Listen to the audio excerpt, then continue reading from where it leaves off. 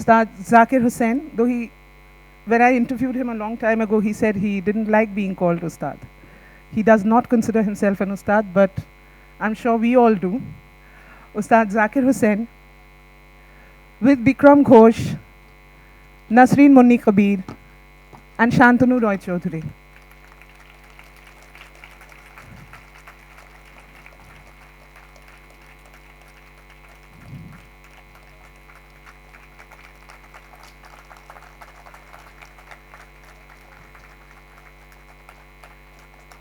Before the session, we will do a quick ceremony of unveiling the book that brings us all here today.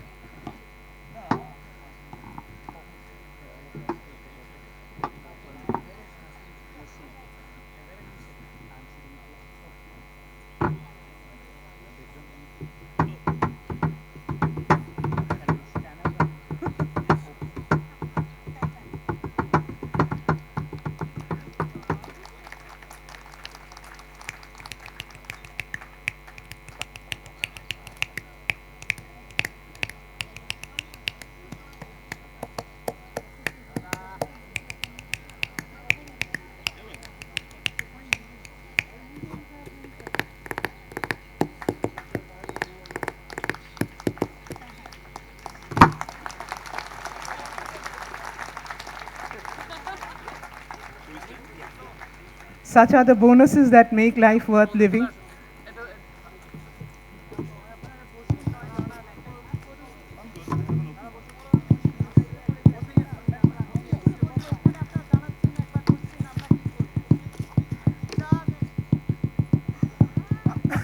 Where is it coming up?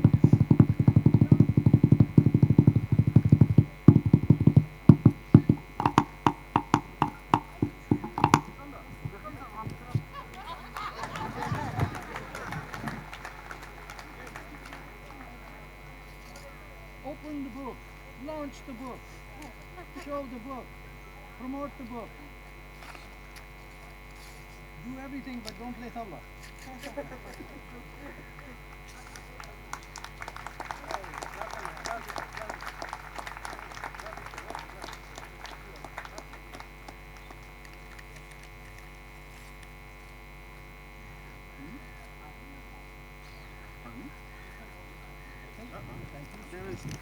Well, after thoroughly messing with our minds, Zakir ji, we will have a straightforward conversation? No, too much to expect. Over to you, over to the panelists. Thank you. I'll just say a brief few words in introduction. When you have two legends of music in a panel with one of the finest authors, you have two legends and an author, you get an editor free. So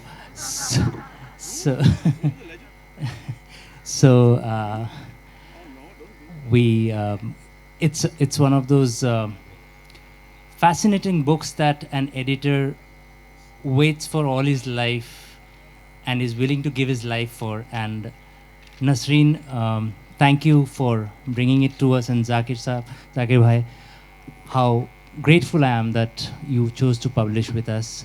It's been a wonderful journey going through this book, working on this book.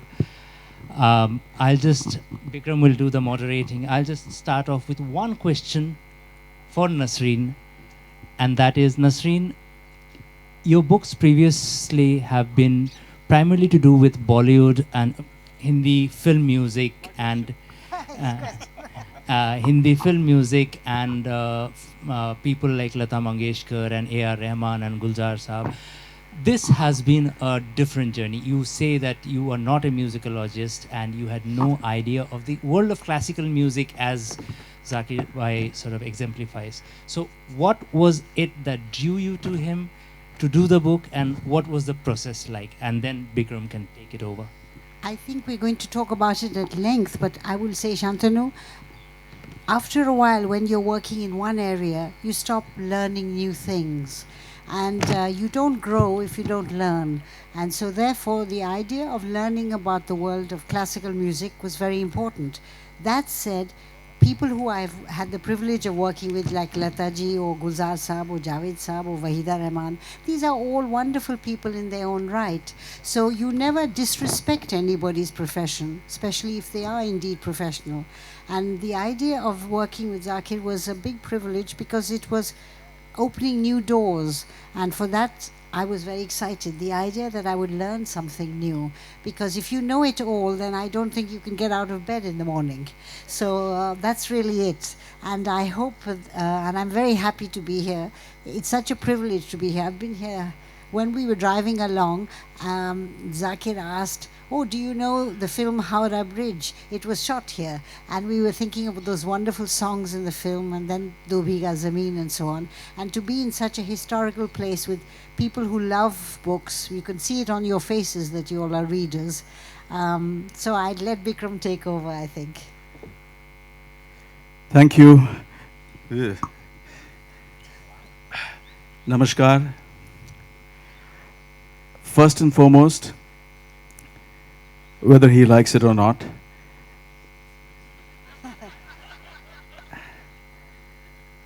in our Indian classical music world, there is this huge figure of the Guru.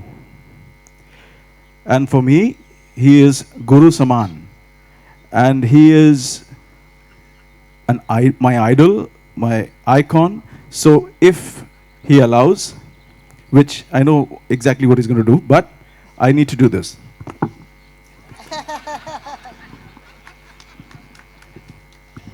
Well. Okay, now, my first question is directed to Nasreen ji.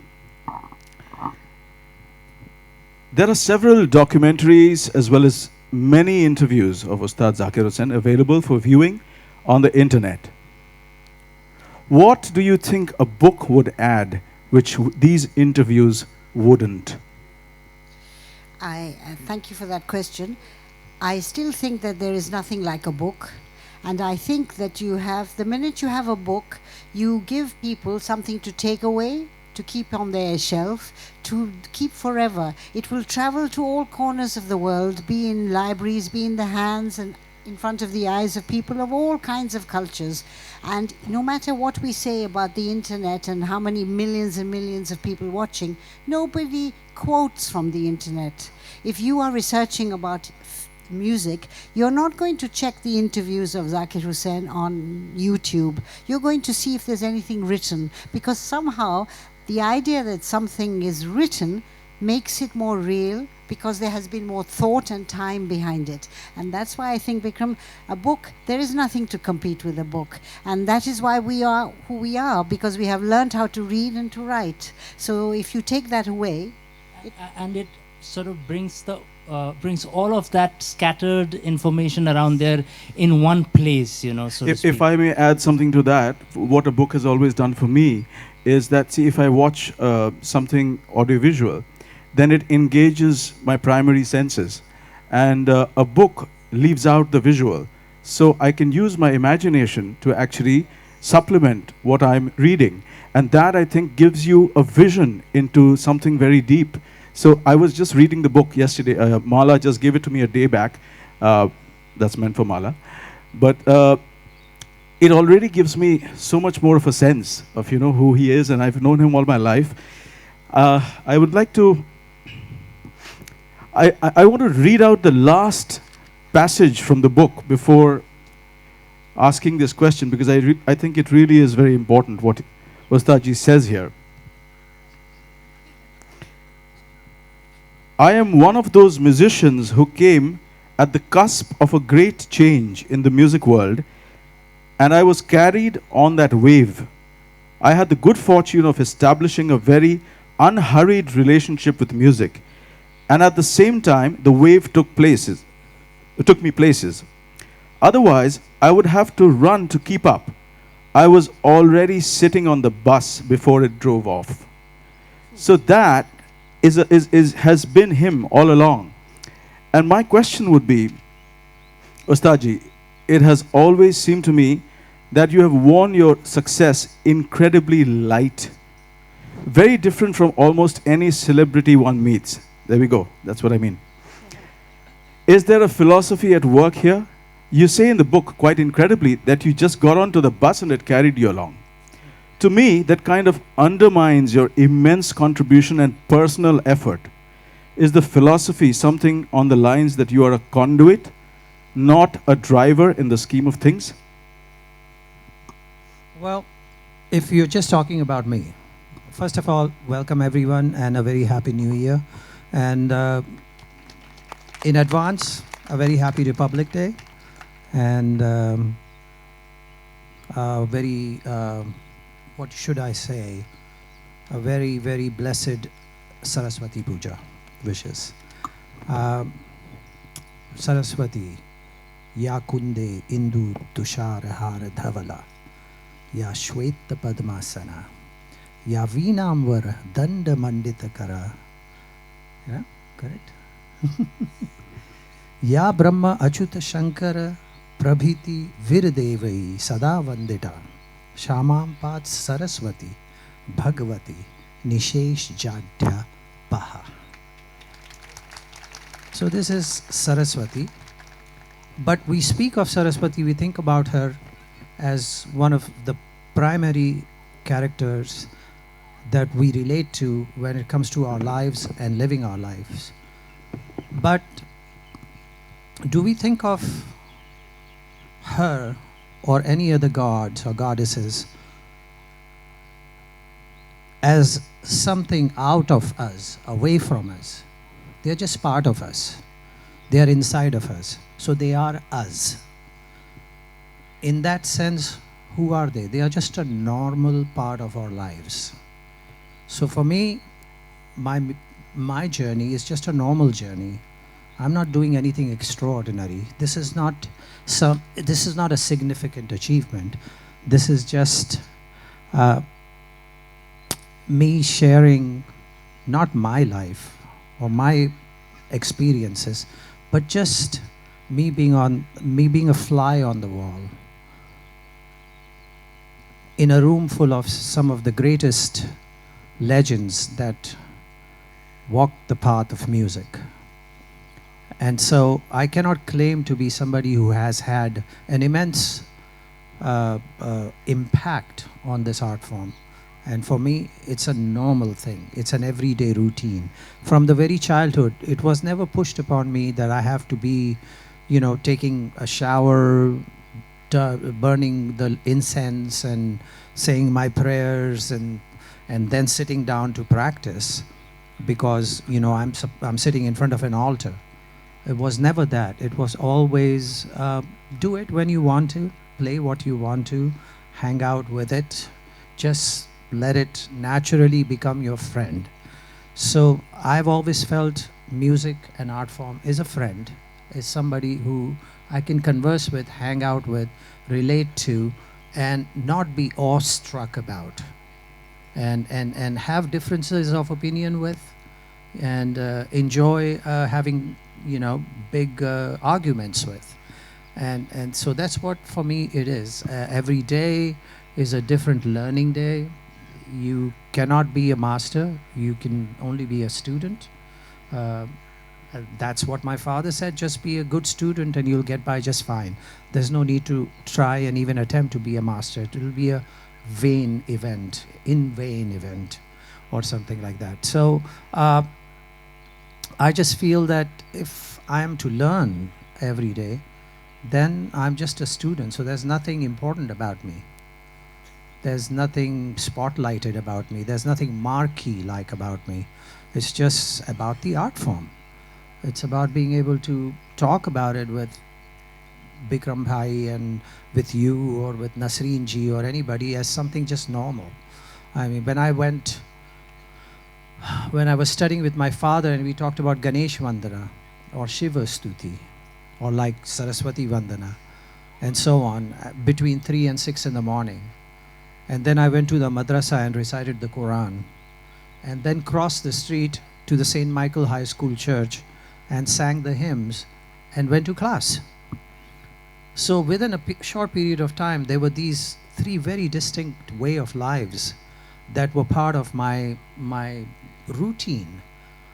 But none of those events or people anchoring those events ever said to me that what they were saying is the most important thing, that it's the only thing and it's the right thing. Those were different days. It was something normal to be able to do that. It was just natural. And having brought up that way, it continued into my life as a musician, where my father did not impose on me the incredible disciplines of wanting to be a shishya or a student. It was, okay, do it when you feel like it, when you're happy about it. It always has to be that. If your learning process becomes, or playing music, becomes a chore, becomes getting up at 5 in the morning to milk the cow, you don't enjoy it. You're not happy about it. You like, oh God, do I have to? You're in that state of mind. But if it's normal and in an everyday life that you do it when you feel like doing it, when it calls you and you hear it, you go to it. The joy of that connection, that plug-in, that interaction is something that focuses you and in such a way that every minute detail of that interaction imprints itself on your mind, and it remains with you for the rest of your life. It's a memory that you don't have to forcibly print on your mind. It naturally happens. It's watching something and it just, something fascinating occurs and it becomes part of your memory. And so that's what it is. It's something natural. So I do not feel that I have achieved anything important. The best is yet to come, I hope. And there's never going to be anything called perfection. It's just the journey. It's just the ride. Enjoy it, have fun with it, enjoy the sights, and come to wherever it is going to lead you with an awareness that when you do close your eyes, you're happy that you've done it the best you could. That's it. So, if I were to interpret what we just heard, I did say it in English, didn't I? and I have been trying to interpret this for all my life, because this is who he is, and this is the way he's always been. This is what he's always said. I think what is really important is for every artist, every individual to remember that if what you achieve and the ego, if it grows along with the achievement, then you are making yourself vulnerable to non-learning. And I think that's what Ustadji is saying here. And that, no, I can't do that. He asked me to call him Zakir. Is that even possible? How is that possible? No. No, I didn't. I wasn't even tricked into it. All right, so I would like to get into a space which has been kind of tricky for me for all my life, and I would like to ask you one more time. I have asked you this earlier in private. You say in the book that the tabla has traditionally been known as an accompanying instrument. For all of you, when you read the book, you'll see how he describes beautifully how the journey pans out, playing with different artists, imbibing, etc., etc. But what I'd like to dwell on for a bit is something quite different. In your early days, did that tag as the accompanist ever make you feel limited, either artistically or from the point of view of recognition? It still doesn't. It doesn't matter how famous I have become, or I lead a group, or I play solos, or whatever. My primary job as a tabla player is to be an accompanist. That is it. That is my job. So whether I play a solo one day and then sit and play with young Rahul Sharma, Shiv Kumarji's son, he's much junior to me.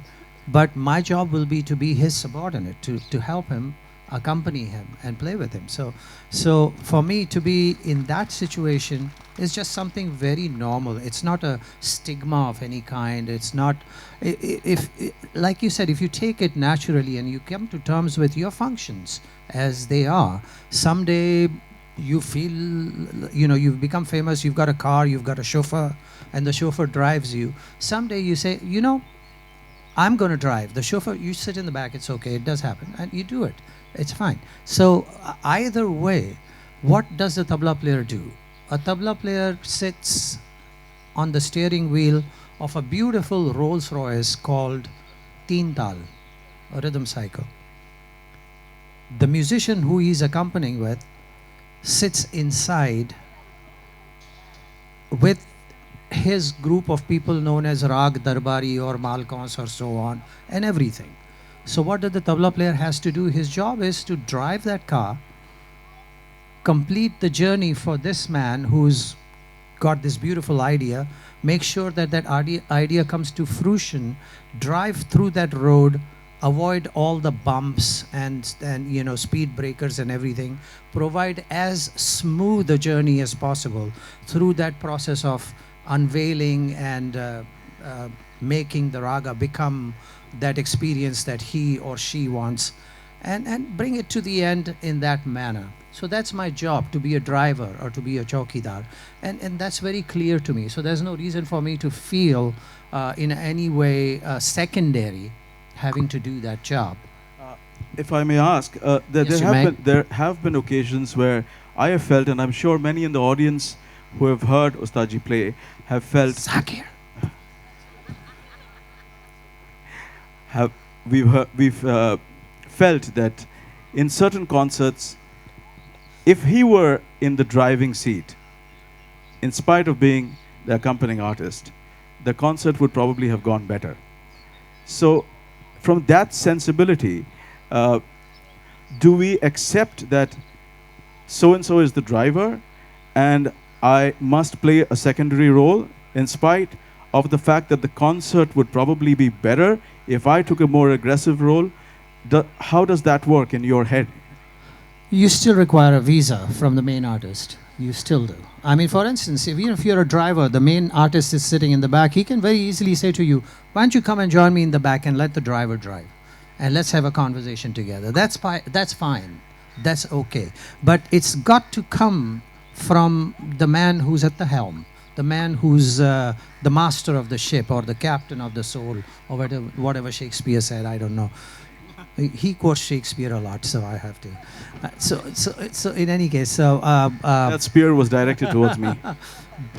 Well, I mean, I've heard that, there used to be this old butler sort of a guy at some viceroy's home, a cook/butler, and his name was Sheikh Peer. And he used to tell stories to his master, who penned it down, and because he didn't want to say Sheikh Peer wrote it, he said Shakespeare. Make anything of it. I don't know. I mean, I'm just making it up. So, but the fact is, as a tabla player, if I'm an accompanist, or if you're an accompanist, you are subject to the whim of however good or bad or basic or extravagant is of the main artist. You're subjected to that, and that's your job. And it doesn't matter how famous you are, how handsome you are, how great your kurta looks, whatever. But you must adhere to that role that you play, and that's the way I feel about it. And yes, it could happen at times when I could say, oh, if I was doing this, it might be more fun. But no, the fact is, the man has, or the lady has, a certain idea in his or her mind how this Rag Durga must expose itself, as Mr. Patnaik was talking about Durga.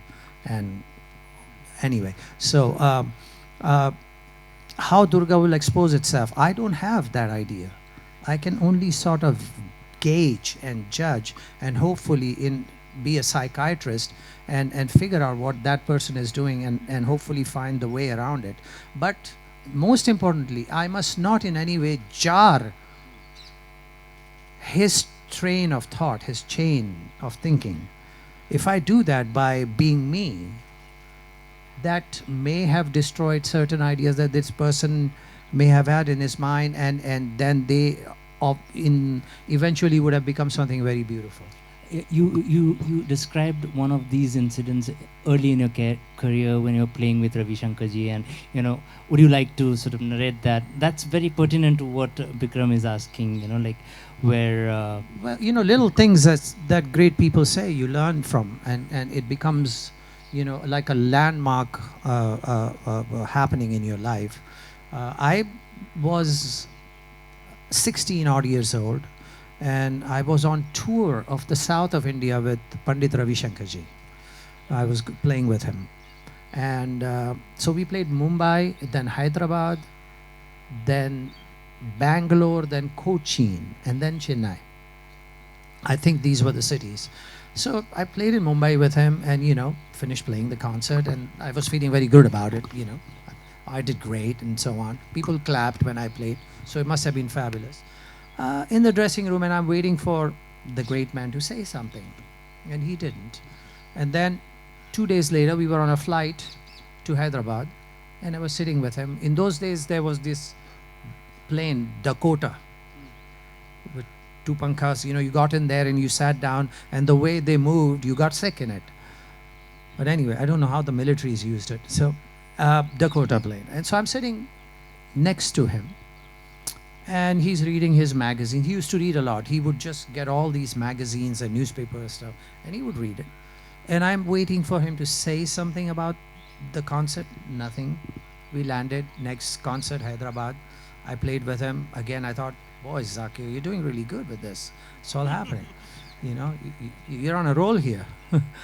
So that concert's over, and I'm hoping that some words of wisdom would come along, blessings, or wow, you were great, come along. Nothing.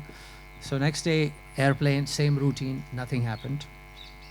So I took it upon myself to want to get some recognition, So I said, Uncle, concert's okay. I mean, we are doing all right. I mean, in a sheepish manner. So he just looked at me and said, yeah, it was okay, fine. And then he started reading again.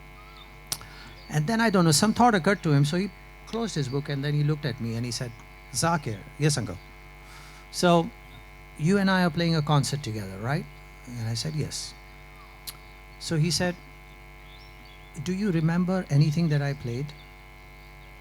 Do you remember looking at me? Do you remember me looking at you? Any kind of expression exchanged? And I thought for a moment, and I realized I did not remember anything. Zero. Shunya. I had no idea what had occurred in the concert. All I remembered was I was great. I was fantastic, Why was that?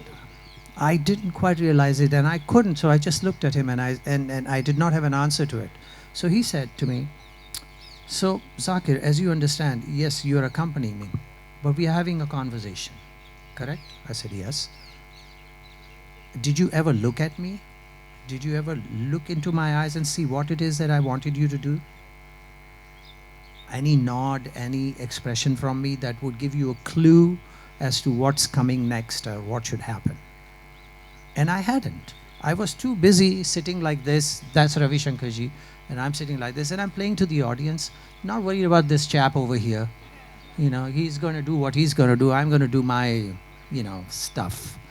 And that's what I did. And so that's how it was. And suddenly, a light just went on, window opened up, and I said, he's right. I mean, I have no clue what I've done with him. I have no idea what occurred in the last 2 concerts. And I don't even know what color kurta he was wearing the night before. That's how involved I was with my own world, in my own stuff, in my own shit, that I just was going to display that, and that was what was important. I was not being an accompanist. So he said, let's converse. Look at me every now and then. Let's kind of connect with each other, eye to eye. And it was from that day on, the next concert, that instead of sitting facing the audience, I turned sideways so that I could watch him. And since then, at the age of 16, now I'm 66 years old, that's all I do. And a lot of audiences over on this side, they complain, we can't see you, so I every now and then go like this. See, I can play with my elbow up.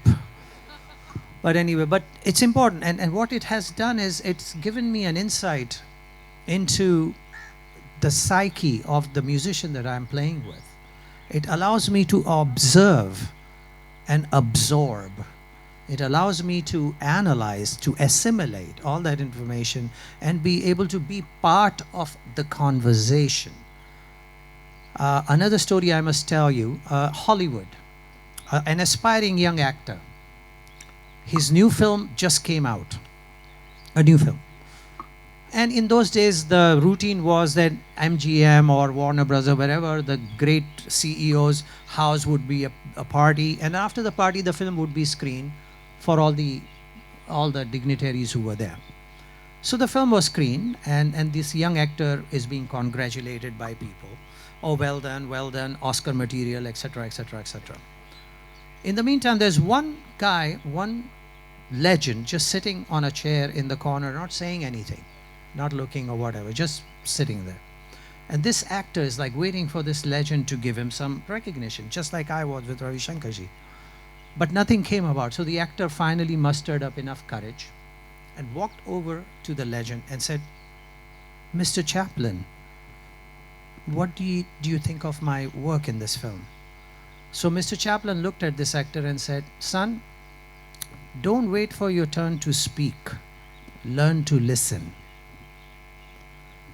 This is a very important thing that you must be a part of in the conversation. You must learn to listen. That is one of the problems that we are having in our world these days, in every area of our social world. We don't listen. We must learn to listen. The young actor was David Niven. And the legend, of course, was Charlie Chaplin, who made silent films. Silent films. But even in those silent films, you could see him listening to this other character and reacting to him. And so that's very important. When you're musicians sitting together, you must interact, you must converse. And so my job at that point, whether I'm an accompanist or a co-conspirator, that will be decided by the main guy who I'm playing with. And as the job dictates, I once played with Ustad Ali Akbar Khan Sahab, the great Sarod maestro. 1 hour after he did his alap, we played a gath, a composition. Believe me, it was one of the best concerts that I was ever a part of, but I never played any solo pattern at all. I just played Theka. For 1 hour, I played Theka. He just played the concert. And it was the most sublime experience that I ever had. I was being part of the conversation. That's what was required. And that's what fitted beautifully into it. And that's what our life is all about. We must converse, we must interact, and we must do whatever little or whatever most that is required of us to be able to complete the interaction of that time, whatever that time is.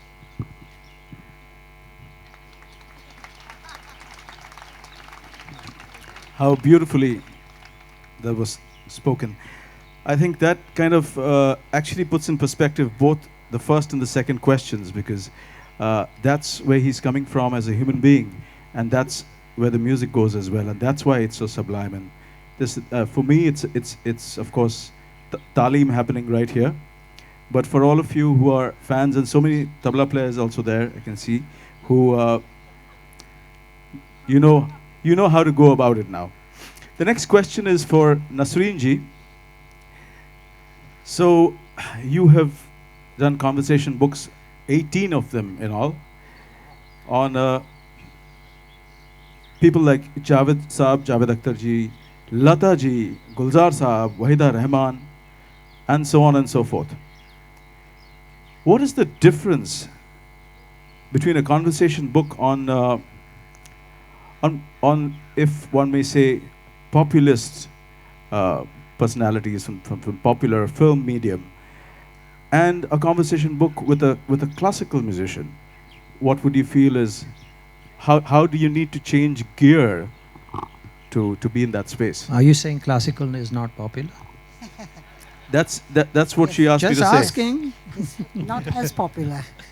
Not as popular. Well, the thing... I think I he- beg to Yes. differ. I think he's made it as popular Yes, we're talking about two different worlds. in spite really. of being the accompanist. We're talking about two different worlds because that world is also valid. So that's something else. But to pick up on what Zakir has just said, I think the heart of a conversation book, which this is, which Shantanu really encouraged me to do, is to listen. And when you actually talk to people, and this happens over many years. The Rahman book took 3 years of stopping and starting. Lataji was 2 years. Wahida Rahman was 1.5 years. Zakir Saab was about 2 years. So basically it takes time. And what are you doing in that time? You are actually listening to their story. But when you go as, I don't know how many of you are writers and journalists, and there must be many because this is a book festival. And basically when you go with a list of questions, you should go away having not asked half of them. Simply because that means you haven't listened. You're just jumping to the next thing. And you're jumping to what you want rather than what's coming at you. You have to take what's coming at you and understand how are you going to surprise your subject with something else. Now, these are people, whether it is Zakir Saab or Javed Saab or Lataji or anyone, Rahman, they have been giving interviews for years and years and endlessly the same question. What has inspired you, Bickram, to do the work you're doing? Now, so this is the most boring question you can ask anybody. You know, it's like saying, what inspired you to make the omelette this morning? It means nothing. So you Exactly. have, yes, really. So you have to find a way of inquiry. Why should he waste time talking to you, number one? And number two, what have you got to say that's different? And how do you become visible and invisible? You are visible because you want this book to happen, and you're invisible because you're listening. And the more they trust you, the more they'll tell you. And how do they trust you is you somehow ask them something they hopefully haven't heard before. And there's always a new question. It's like a new concert. Not every concert's the same. So the combination between people, the conversations that happen between people, bring out something new.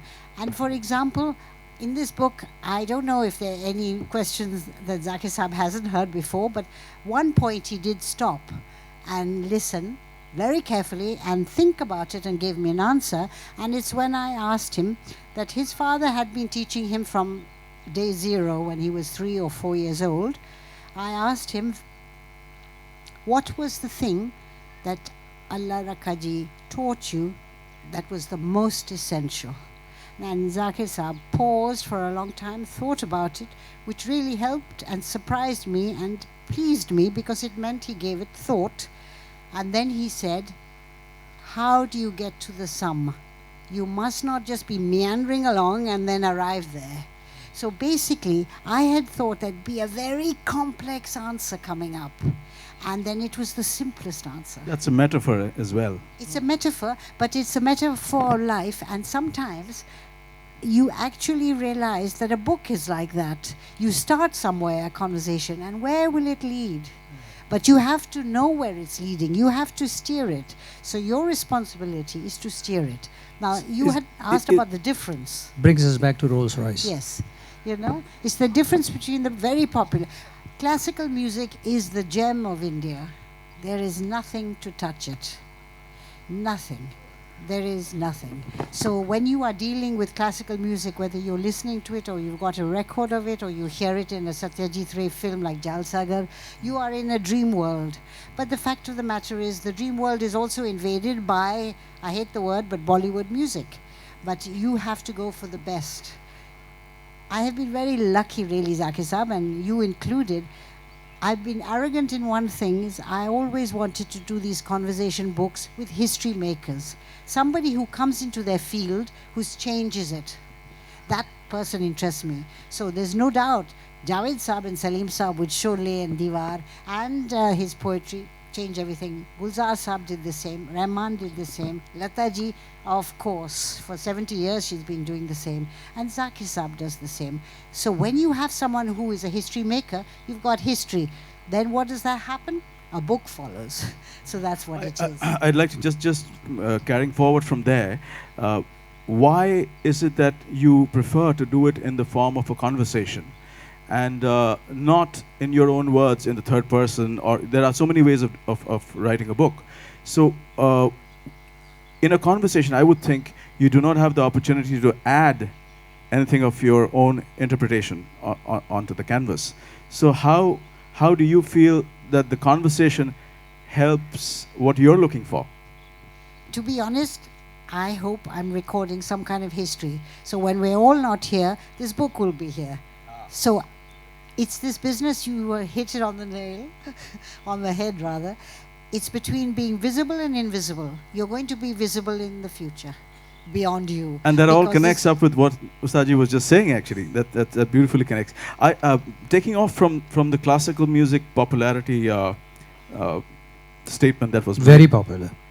I would like to ask you, do you really think Indian classical music is as popular as any popular form, or should it be as popular as any other popular form like Bollywood? Well, this is a two-sided answer. First of all, Indian classical music actually, in my view, is more popular than any form of music in India. Now, this is a big statement. I mean, you may say, well, why? I mean, we don't go to see Indian classical music in stadiums, and the movies are not, etc., etc. Sonu Nigam, Shankar Mahadevan, Vishal Shekhar, whoever it is, that's famous. Shah Rukh Khan, etc. But it's the basis. Yeah, but first of all, just imagine this. You're talking about an art form which is a chamber music art form. It's an art form which is best enjoyed and experienced in a small baitak. That's where it really blossoms. Okay, that's where it really thrives. It becomes something of incredible and wondrous value, this music.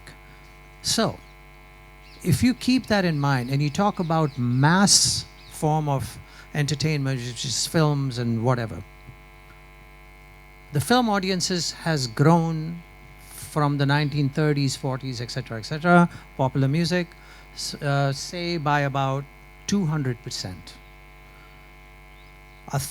2,000 people going to see a Filmfare Award ceremony in Shanmukhan and all has now become like a 200,000 people or something like that. Okay.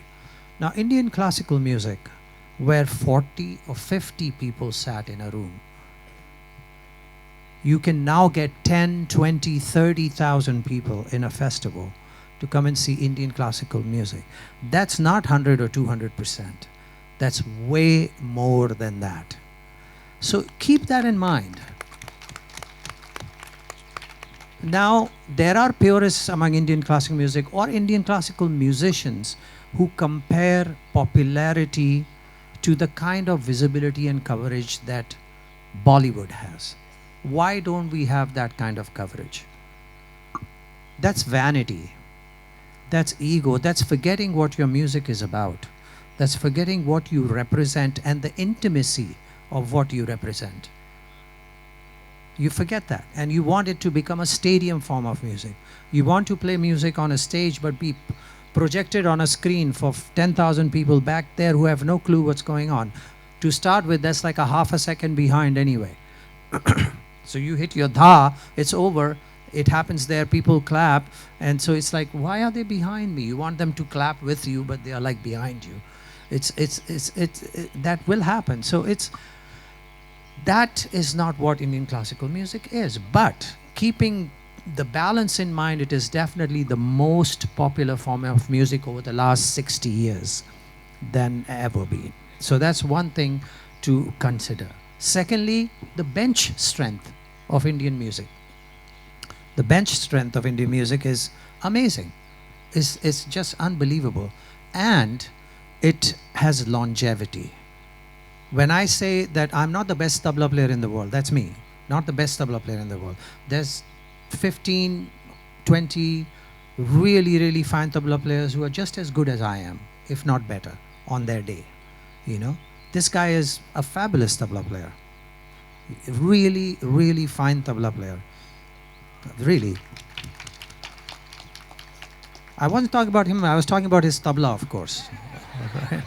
You have to wait for that next. But, and when you talk about instrumentalists in Indian classical music, there's a ton of them who are playing incredibly well. Today's Indian classical musician is a well-rounded musician.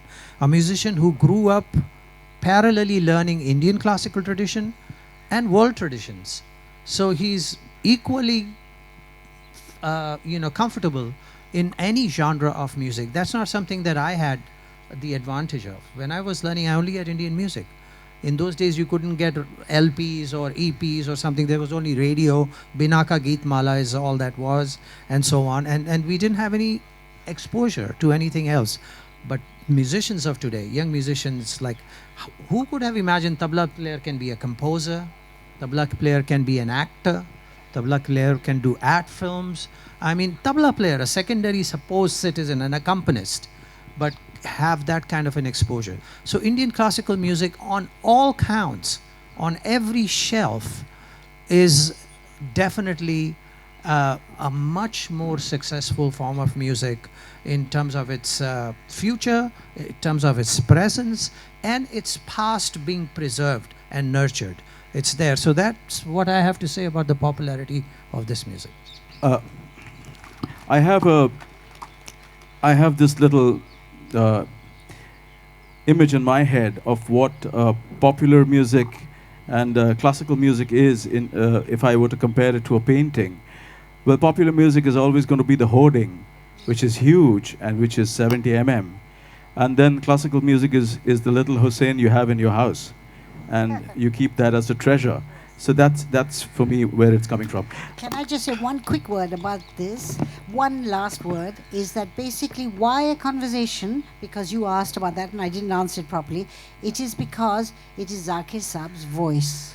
Now you can take it into your own words and change it and do whatever, but you don't get his voice. So the conversation really is how he saw it. And that is why it's taken this form. We have time just for one more question. There's tons of stuff I would love to ask him. It's like a lifetime of questioning. But, okay, he's taking it away from me. Now, what I would like to, it's still there. This is for tabla players in general, but for those who love tabla, it's a very interesting thing to look at.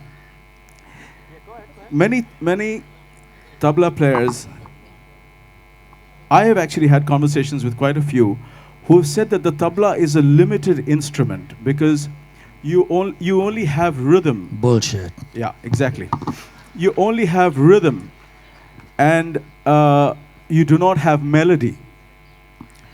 The first time I heard melody, exact notes of the raga coming out of the baya was from him at a very young age, and it blew my mind away. I think it opened an entirely new vista of what the possibilities of the instrument were. I'd just like to ask you this, that through the baya hitting the melodic notes, the tabla becomes a melodic as well as a rhythmic instrument. I'm not talking about the metaphoric melody, but the actual hitting of the notes. Where did you and how did you come to do that? Because I've never heard that before. I've never heard it done by anybody after with such perfection. Well, first of all, I can't take credit for it at all. I have to say, I've heard stories, I'm going to tell you. Asad Ali Khan Saab, the bean player, playing alap, and Ustad Nizamuddin Khan Saab's father, sitting on stage, the tabla maestro, with him. And he was a very edgy tabla player. He just couldn't sit still. So, I mean, Asad Ali Khan Saab's playing bean, and he's playing his alap. And then suddenly he hears somebody talking. And so he can't see anybody. And he continues, and then this is Nizamuddin Khan Saab's father. Nizamuddin Khan Saab's father. Okay. So after a while, he just suddenly focused on Khan Sahab, and right now I don't know, my old age, short-term memory issues, and he noticed that the Khan Sahab was actually imitating the notes on the baya. Yeah, because he just couldn't sit still. He was a very nervous type of a fellow, so he just kept doing that. So that's the story I had heard, and then one day I heard a recording of, you won't believe it, a Bollywood film called Pakiza. It was a Ghulam Mohammed music. yeah, but it wasn't a song. It was an instrumental, a title music. Okay, in that Rais Khan Sahab, Zareen Daruwala, Shiv Kumar Sharma ji, Hari Prasad Chaurasia ji, Ram Narayan ji, they are all playing, great masters playing. And there's a tabla playing, and then there's a jhala moment, and the tabla is playing, and the baya is actually somehow imitating the notes of the jhala being played, Thok jhala, by the instrumentalist, and it was Nizamuddin Khan Sahab. Was it? Okay. No. It'll come to me, but Azim Khan Sahab. Right. Azim Khan Sahab. Khan Sahab. So Nizamuddin Khan Sahab, and I tied the story together because his father Azim Khan Sahab's story I had heard, and then I had Nizamuddin Khan Sahab. And Nizamuddin Khan Sahab was one of the finest tabaliya ever. What a great which tabla you player. haven't heard about. Really? You haven't even heard of him, right? Oof. He was just an amazing tabla player, and we all were taken, and him accompanying ghazals and thumuris and dadras and vocal music and instrumental. He has recordings with Ustad Vilayat Khan Sahab in the late 50s, early 60s. You won't believe it. Vilayat Khan Sahab's playing Mohe Panghat Pe Nandlal Chhed Gaye Ho Rahe. That's an old thumri that Naushad Sahab gave in the film. Vilayat Khan Sahab's playing it. Nizamuddin Khan Sahab is accompanying him, and then he plays Laggi, and it is to die for. It's just so amazing. Totally. But anyway, that's where I first had confirmation that that's happening. Then going to the Western world, I saw Armando Peraza, an Afro-Cuban conga player. He used to play with Carlos Santana in 1972-73, and we played a concert opening to Carlos Santana. At the end of the set, Armando Peraza, the conga player, takes a solo. He has 5 congas. And now he's taking a rhythm solo, but suddenly he's playing melodies. On his left hand, on the tumba and the conga, he's playing melody. And on his right hand, in the quinto, he's doing a solo and switching back and forth.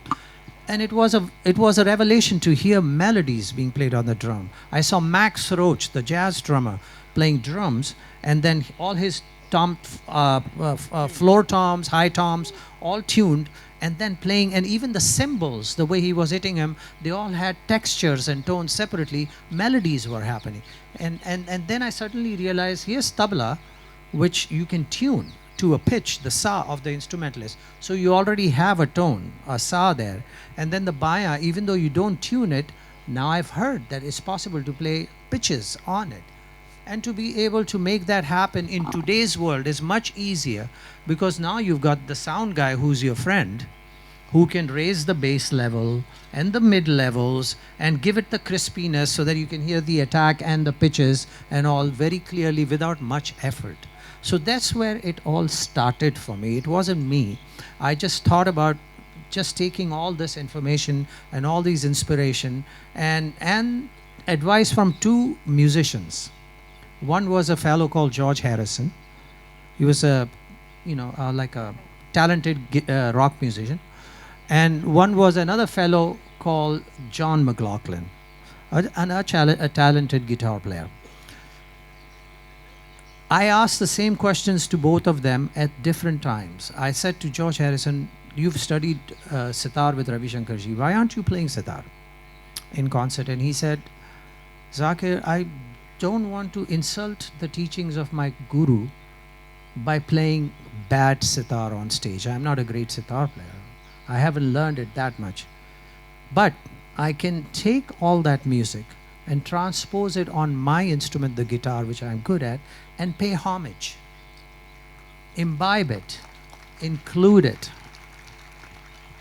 It just will make me a musician with more point of views, a better panoramic, understanding of what music is all about, universally speaking. Same thing I asked John McLaughlin. John McLaughlin was studying Veena. And I asked him, why aren't you playing the Veena on stage? I mean, we're playing together, bring the Veena on. And he said, I don't want to, in any way insult the memory of my guru by playing Veena. I'm not a good Veena player, but I've got all that information right here on the guitar. And I'm able to pay homage and pray to them through this. And I realized, why not? I can take the congas, I can take the drums, I can take the dumbek, I can take the djembe, bongos, anything, and print it on the tabla. And tabla is such a versatile instrument anyway. The technique is such that you can play any riff, any pattern from any drum in the world onto it. So just let's do that. And that's what's happening, and that's what opened my eyes to being able to look at my repertoire, my traditional repertoire, and see if these colors will anyway brighten them up or bring out a different shade into it, and that's what it is. Well, Shantanu, a thank you to you for actually being instrumental in commissioning this book. Absolutely, the pleasure And and honor is. Nasreen ji, No, I must thank Nasreen ji for relentlessly following me until it all worked out, and Shumantro. Yes, absolutely, Shmantro. And also must not forget Zakir Saab's wife, Antonia, and who made really all of this happen, and just all of you. And thank you, Bickram. and for me, from somebody who I knew as a 2-year-old, who saw me grow up, somebody who at a very important juncture in my life gave me a piece of advice which really changed my life. And now to be sitting here with him on the same sofa, in our classical music world, it doesn't work like this. In our head, it's always like he's there and I'm here, and he doesn't allow that. That's bad. I'll tell you one thing. When you put me there and you're here, you're taking the privilege of me being close to you away. Keep that in mind. Why are you separating me from me? Why are you sending me away? That's not what this is about. We have to be close together. And by the way, he hasn't told you I babysat him when he was young. I babysat him. Watched him because his father and mother said, "Watch him, will you?" He bought me my first comic book. Okay, so we have 10 minutes for questions from the audience, and please, relevant ones. And we have a lady with a raised hand. Can we have a microphone there? Yes, I have the microphone. Oh, you do? Brilliant. Please go ahead. Good evening. My question is addressed to Ustad Zakir Hussain Saab. And please stand up. You're yes, there. I'm standing. I see you. Okay. My question is to you, sir. Yes. Salam alaikum. Walaikum salam. My question is that you have told innumerable stories through your tabla, be it compassion, be it love, be it harmonizing. Yeah, it's all beat. Harmony, yes. We would like to know, what would you take back with you from this, our city of joy today? The city of joy has been one of the most important cities in my life. I was here as a 6 years old, living on Hindustan Road, parallel to Rashbihari Avenue. As a young kid then, I used to just hang out there and play cricket and all that and everything. On the street there, there was a man called Mr. P.K. Das. He has a jewelry store, and he was a dear friend of my father's. And in those days, the music conferences would take place for months on, and all the musicians from all over the country would come and live in Kolkata and play in various places 3-4 times a day. And I remember being here at that time and would go around in a car with people like Bhimsen Joshi ji, my father, Appa Jalgaonkar, Nikhil Banerjee, all sitting together in a car, playing a concert in Uttarpada and running to Mahajati Sadan to play another concert, on the way stopping at the dhaba to have dal tadka and running over and playing. I still remember those. The music concerts alone were so fantastic. And this was the seat of art, of culture. This is the land of Thakur. This is the land of Nazrul. This is, where theater emerged, found its footing, and inspired the rest of India to be able to look at culture without fences.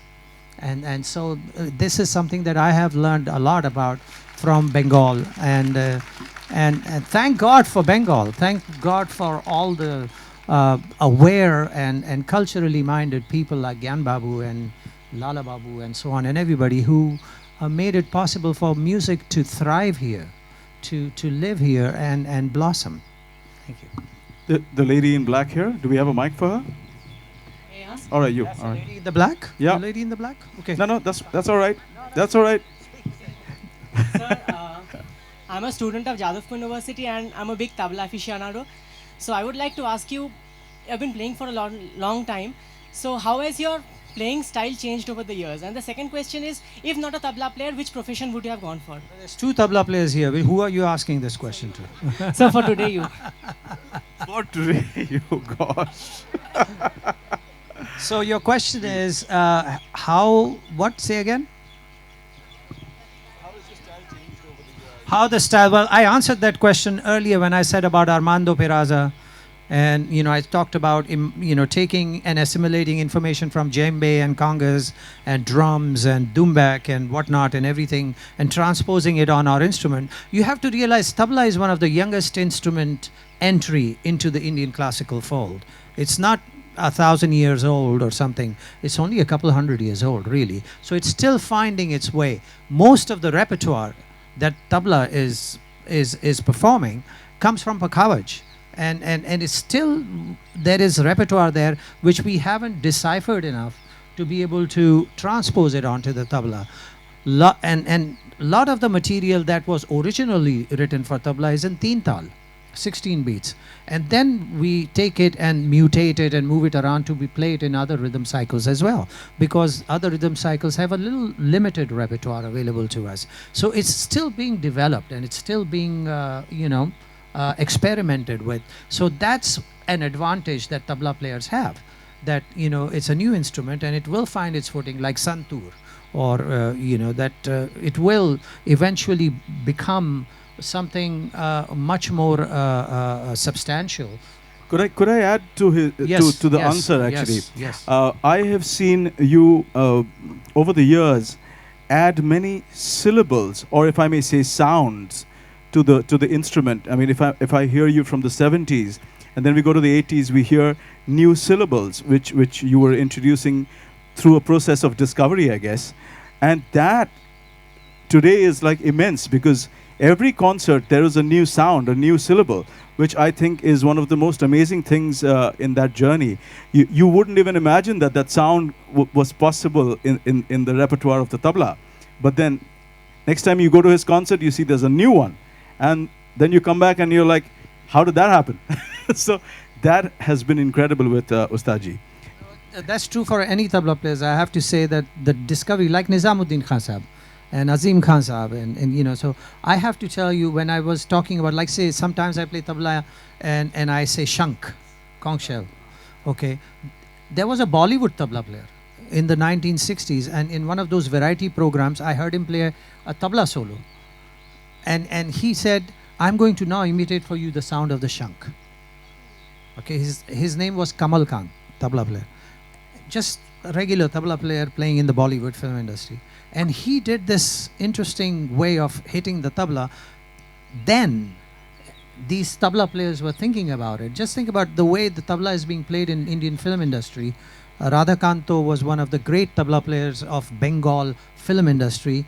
You must have heard those songs of Salil Chaudhuri ji, Madhumati, O Sajna Barkha Bahar Aayi, and all. The tabla is so beautifully played, and the tone and the projection, those are things that the great masters of yesteryear had no clue about. And so the tabla players of today found a way to be able to figure out how best to project the sound of the instrument, how to play into a microphone, what tones of the tabla work better for the microphone. I was doing a recording for Raj Kapoor Saab's Satyam Shivam Sundaram. So there was a scene there, and I had to play this fast teen tal jhala type rhythm, just me, tabla. And I started playing it. And then they said, cut, cut, cut, cut, cut. So I don't know what happened. Then there was some discussion. Okay, start again. 1, 2, 3, 4. I did it again. Cut, cut, cut.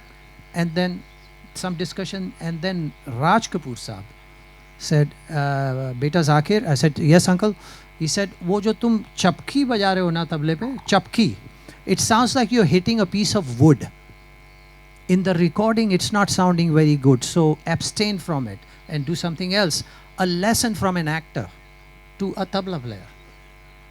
It's you never know where you are going to learn stuff from and how you can use that. So this is something that's happening with tabla. That's the chapki we die for. But anyway, we have to call it an evening because we have instructions from there. But thank you so much for being such a wonderful audience, and a huge thank you to Ustad Zakir Hussain for doing this in the City of Joy, and to Nasreen, Munni, Kabir ji for coming up with this book and gracing the occasion, and to Shantanu for having helped in bringing it out.